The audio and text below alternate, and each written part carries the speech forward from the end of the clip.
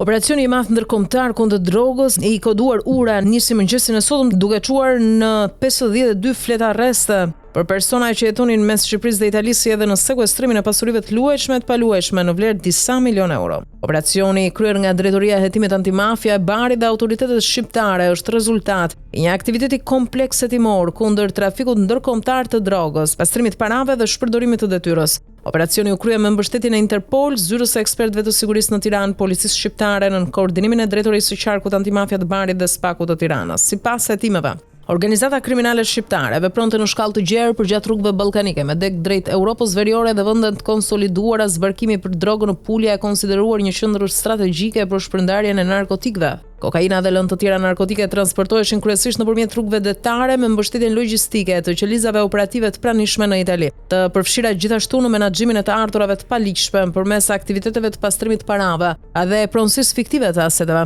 Masat paraprake u lëshuan në kuadër të operacionit Ura, pas hetimeve të kryera nga Dia e Barit midis shtatorit 2021 dhe qershorit 2022 që bën të mundur mbledhjen e provave serioze kundër të dyshuarve shqiptar dhe italian që i përkasin në Itali të grupeve kriminale me seli në Pulja dhe një tjetër grupi kriminal në Shqipëri me seli në Durrës. Operacioni në Shqipëri është trirë në disa qytete. Dia në lidhje me sasitë e mëdha të heroinës dhe kokainës, të lëvizura duke filluar nga 2016 midis Ballkanit, Europës Veriore, Amerikës së Jugut dhe Puljas ka dokumentuar ekzistencën e një bashkësie interesash midis grupit kriminal në Shqipëri përgjegjës në nivel transnacional për tregtimin dhe transferimin e drogës dhe dy shoqatave kriminale që vepronin në Bari, të cilat nga ana tjetër kryenin operacionet e prerjes dhe paketimit në blloqe, furnizonin me shumicë organizatat në Bari, Brindisi dhe Lecce të interesuara për të marrë heroinë dhe kokainë me cilësi. Një detaj i frikshëm që zbuloi ky operacion është fakti se fal tonelatave të kokainës drejt Barit, 4.5 milion euro u futën në Shqipëri me autobus. Për masat paraprake të dhëna sot për 12 italianë dhe 40 shqiptar, mas arresti me burg për 49 persona, mas arresti shtëpiak për 1 person dhe detyrim paraqitje në policinë gjyqësore për 2 persona.